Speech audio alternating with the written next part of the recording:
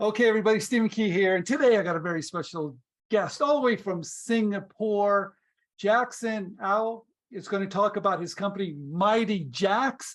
He has created these amazing collectibles that people are buying all over the world. I think he sells them in over 80 different countries. Welcome, Jackson. Are they toys? What do you call them, Jackson? What are they? What do you do? What are they called? Oh, it's really called designer collectibles, Okay. designer toys, if you will. All right. And we're talking to you all the way from where? Singapore, right here in Singapore. Yeah. Okay. So I want to dive in. Like I said, thank you for coming on inventRightTV. This is pretty exciting because you're doing some really amazing things. But first of all, how old are you? I'm 32. Okay, you're 32, but you started a couple years back. And the story goes, you started with $20,000 and you turned your company into how big? Right now, we're like 150 people or so. Okay. Yeah, pretty And much. what's the revenue? I mean, you're doing hundreds of millions of dollars in sales. Is that correct? We are, well, let me put it this way. I think the last public valuation was just about 200 million US or so in terms of valuation. Okay. So that I can share. It's big. It's big. Okay, that's good. That's all I need to know, that you're doing very, very well. All right. I want to start this off by tell us a little bit about you. All right. Let's start with you.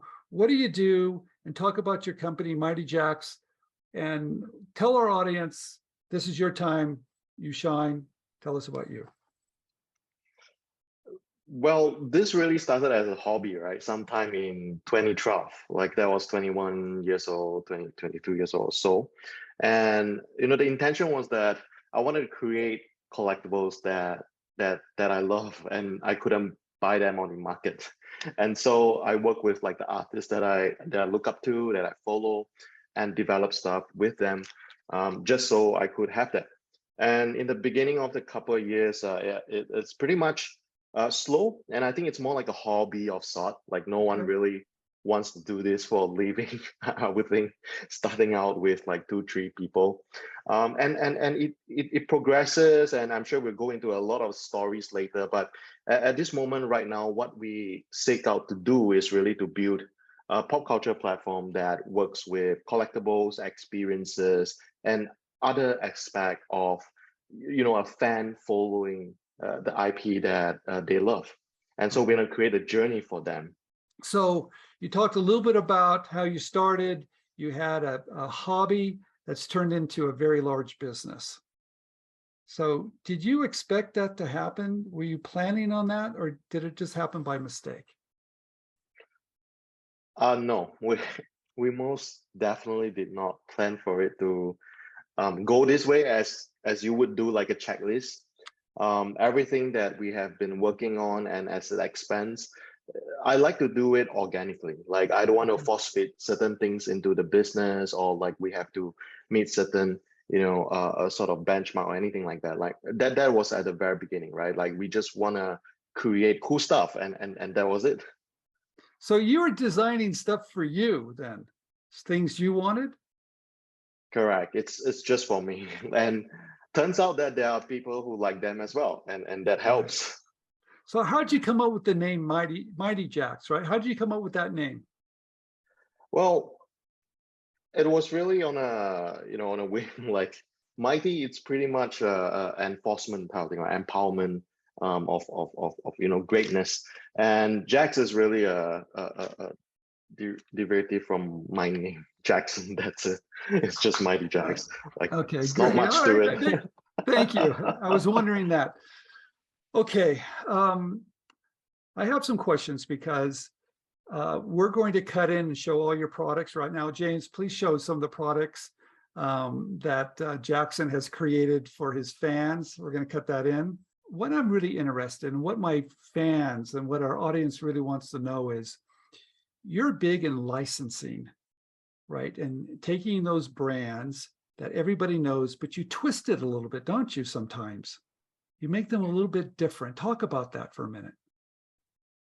Yeah, so In the very beginning, we have always worked with individual artists, and we create the product based off the artworks that they have, right? And sometime in 2015, 2016, we started thinking about, okay, like maybe we could add a different spin to, you know, properties like classic properties, right? Okay. And so we went on and we tried to get a licensing deal from Warner Brothers for DC Comics. Okay. And so at the time, the company was like 5 people, so no one's taking us very seriously.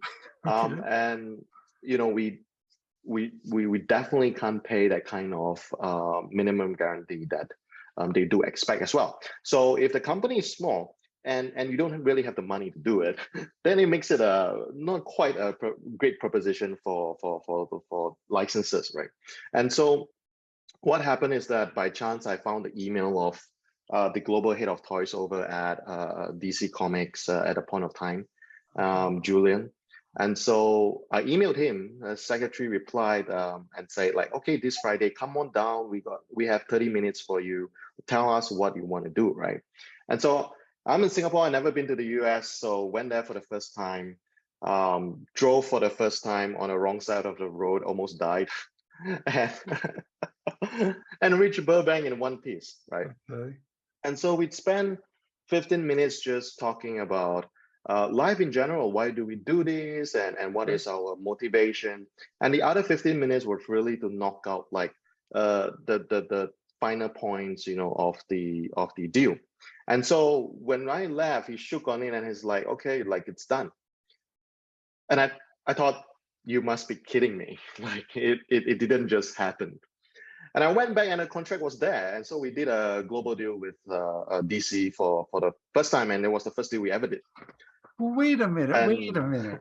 You're just starting out, and you even yeah, said you're kind of surprised, but they saw your vision. Is that what they saw? Because don't they usually require you to be in business a little bit longer, but they were just intrigued by your vision? Is that how they? yes, there might be something in the biscuits that I brought him, but Okay. but I think that basically when we explain the things that we are doing, because it's very alternative, like I go with the direction of it's not really like open up for volume right now, right? It's more Okay. for the cool factor. It's more for branding and lifestyle and positioning. Okay. And so how do we bring classic characters and Okay. we cross over with like new lifestyle brands to create that image? And so that was an interesting takeaway for him, I think. Okay. Because they do a lot of licensing, I'm sure now, with collectibles, right? Yeah, But you they had a do. different twist to it. Okay. So, well, that's really amazing because everybody thinks that's really hard to do, but I guess it was hard to do. You took a plane ride, you got in the car, you got there, you pitched it, and you got the deal. So I guess it was hard, but it was easy too, right? Because they saw your vision. Congratulations on that. I I, I I think along the way, as we progress in this company, a lot of things that seem difficult and are in fact difficult. But the first step is really to ask for it, and maybe they'll give you, and maybe they don't, and whichever Okay. it's puts you in the same place, right? So I thought that was Okay. yeah the mentality that we have. Okay. So you landed the big one, I would say. Was it easier to get the other licenses once you landed the big one? Was it easier? Oh, Did you leverage that? absolutely, Right. absolutely. Like it just opened up a floodgate of everyone else down the line. Yeah, Okay. So let's talk about someone else. Let's say you licensed the Nickelodeon too, correct? correct. Yeah. Okay. Did you do the same thing? Did you call them up and drive out to wherever they're located and pitch it, or did you do it on Zoom? How did you cut that deal? So Nickelodeon was also quite early. I think with the basis of WB, like it helps that narrative a little bit better. And I realized a lot of the licensing teams and especially the creatives in the teams, they do know of us and they do collect our stuff. Okay. Like it's on their desk. And so when they reach out, there's a certain understanding and affinity with the brand. So that helps with the conversation. But I did went down to visit them. That was about Qualcomm is in New York, Yeah, so right smack in Times Square. So I remember being in their office. So after you get one, you can get the other ones. Yeah. Yeah, because you've got, let's talk about which ones you have. And we're going to show this on the screen too. You have Nickelodeon, is that correct? Nickelodeon, Warner Brothers. You have recently we have Disney. We had Netflix. From the Asia side of the world, you have Toei Animation, Sunreal, and basically the I guess the names that you generally see, we have worked with them before. Yeah. What about Formula One? Yeah, Formula One too. How does that work? That seems a little unusual. We do.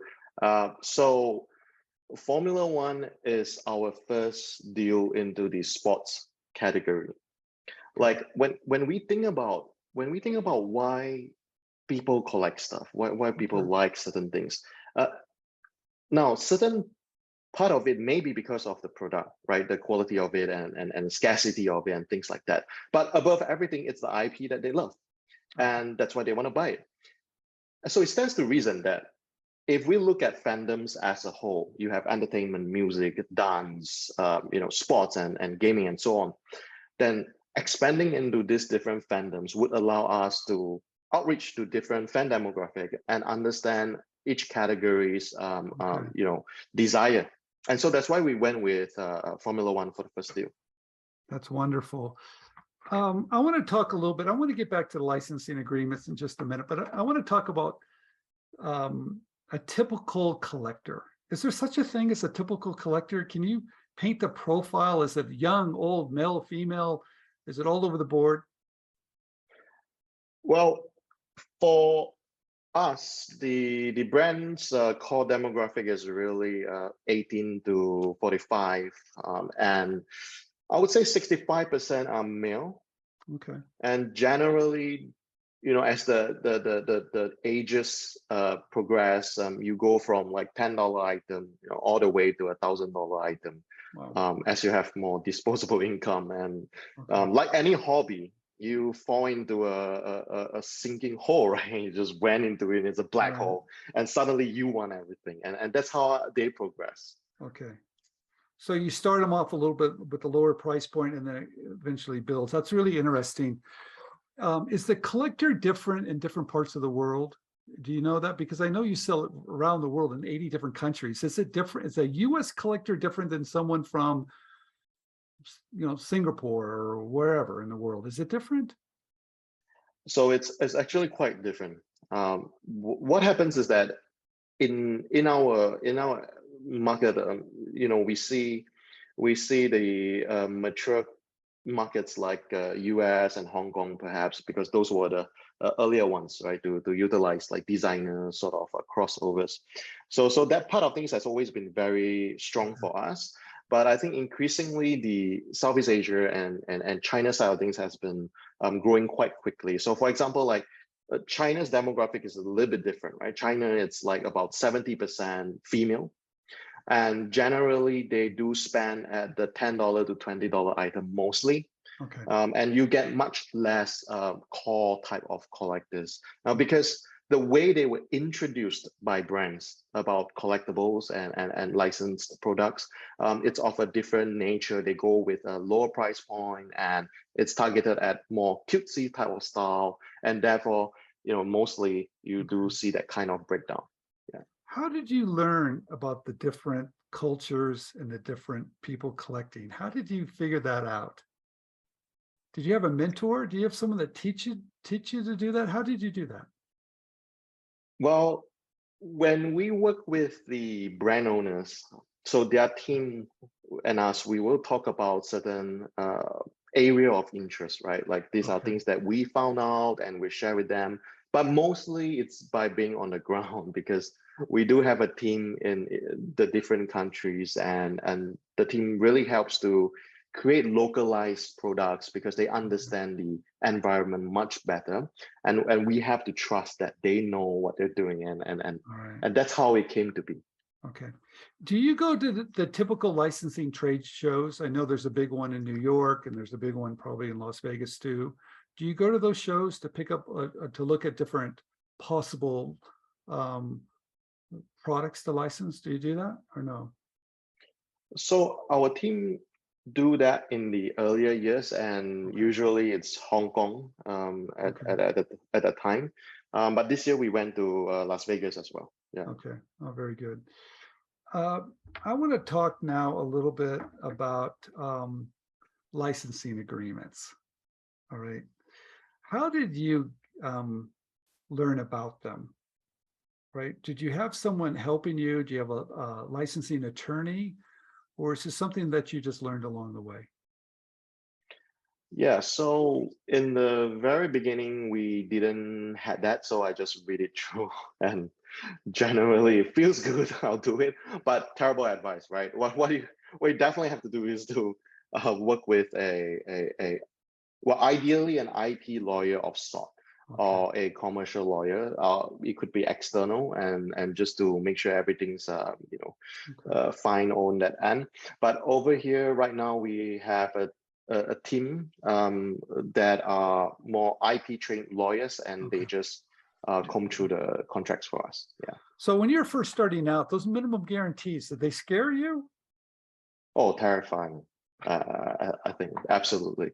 Um, well, to be honest, the WB deal that we first did, because it was global, so it is a certain number, so that was about in the mid six digit or so, or just under. So yeah, the company didn't have that kind of money, Okay. but we are able to split the payments as well. Okay. They were kind enough to do that. Okay. And after we went through that process, we sort of find a sweet spot for the MG. Like we are able to understand Okay. for whatever categories or for whatever geography you're actually in this price point, and so that everyone is very clear about, like, we're not overpaying, we're not underpaying, and it's like a mutual Okay. thing. Yeah. The royalty rates, let's talk about that for a minute, because I know those probably vary per license that you're obtaining. And I don't need any confidential information here, please. But some of them could be higher than others. How do you determine, do you negotiate? Because you have so many, you kind of know they're different and what you're willing to pay. Some probably have to pay more, and maybe pay less. How do you handle that? Well, how much do you want it? Okay. That is the underlying thing, because All right. it's quite obvious when some of the IPs that are hot right now generally trend towards more upwards of 10 points or so, Yes. and going to 20 even for some. Yes. And some of the emerging ones are, of course, is much lower than a fraction of it. And so the question is that for your business or for your company, like, which are most appropriate at this point of time? What kind of exposure can you let yourself go into? Okay. And that's how we do it. All Yeah. right. How do you pick what licenses to pick up? Is it a gut feeling, or something that's trending, or something that's current? But how do you pick them? Because sometimes you might pick the wrong property that doesn't, that's maybe it's a little old and tired, or how do you pick them? So we look at the different product categories that we have. We have anywhere from the blind boxes at $10 to limited edition products like 200 to $300, and we have statues which are $800 onwards, right? So each of these different category caters to different demographic, and those different group of people have different desire. For example, when we started out, it was mostly nostalgia that we're selling, because Okay. these are IPs that you grew up with, and now you got disposable income. You want to spend a little bit on yourself, right? Things Okay. that your parents couldn't quite get it. So in this case, we will look at nostalgic IPs, things that we grew up watching. So Okay. your Nickelodeon, your earlier Nickelodeon shows and stuff like that, and that's how we determine, like, okay, this is the right fit for it. And then for, like, more mass market, it's probably something that's more relevant right now, and you would want the popular IP that is still showing right now to acquire them. So that's how we look at it. Yeah. Well, the ones that are really current, is that risky? Right? I mean, do you ever do a movie that's going to launch? You ever look at, hey, this movie's going to come out this year. I think it's going to be really popular. Do you ever do that, or do you find that the true brands that have been selling for years, so it's a better bet? But what if it's a brand new movie? You ever license anything like that? We've been invited for a couple of them. I would say, yeah, it's almost impossible to gauge Yes. like whether it's gonna work or not. Okay. So we go by our feel. All Like right. we like them, if we like the movie, we like the cast, then that's something that we'll do. And we did do something like that before. But hey, everyone's looking for that Star Wars and canon deal, right? Like, Okay. eventually, hopefully you'll be that. Okay. Let's talk about the blind boxes for a minute, and why. Explain why they're so popular. Okay. Yeah. So What blind are, first of all, boxes, what's a blind box? blind box is it's a mystery box, right? Essentially, and you will perhaps get one. You'll definitely get one of the characters out of the whole set, but you're not sure of what you're gonna get, and so that's why it's blind and it's mystery, and it adds to the excitement of collecting, right? Okay. Right. The site. I mean, blind box have existed for a very long time. I mean, as far back as maybe like in the 1999 or 2000, like it already had some form of blind box mechanism, and the thing is that it plays to the collector's psyche, right? Because why do you collect rest, or why do you collect a whole complete set, like you're complete this, right? So you're chasing for it, and it's the fun in it. It's the fun in knowing you don't know where it's going to come from, and maybe you won't have a full set. Okay. And now you actually have a chance to sort of go through that journey and collect the whole collection by having blind boxes, and that adds to the fun, really. Okay. How do you determine how many units? Let's talk about making them precious or making them valuable by only doing a certain number. How do you determine what that number is? Limited edition. How do you determine that?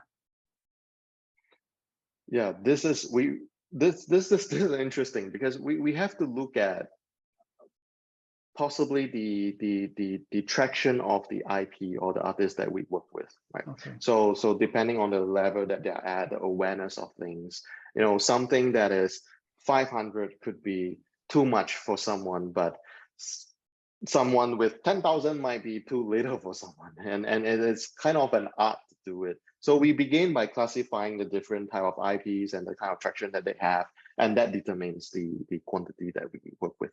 Okay. Now that minimum, that limited edition, that's pretty popular, isn't it? Keeping it special. It is. Yeah. And limited edition products at a lower quantity, like 300, 500 units. Now, commercially, it might not make a lot of sense, but what you're doing is building the brand value and equity, right? Because Okay. we don't want to dilute the market or saturate the market with too much products. We want to keep it unique, so that the collectors that buy it and let it represent their personality could have a chance to go into. Yeah. Okay, thank you. Let's talk about working with some of your artists and you're creating something new. The one that I really like is that the gentleman that did the skeletons, Jason, yeah, Jason Sweeney. Yeah, explain that to me. And James will put that up on the screen, but explain that to me, because that's really fascinating. And do those companies like that you're changing it that much? Because it's a big change for their brand, isn't it?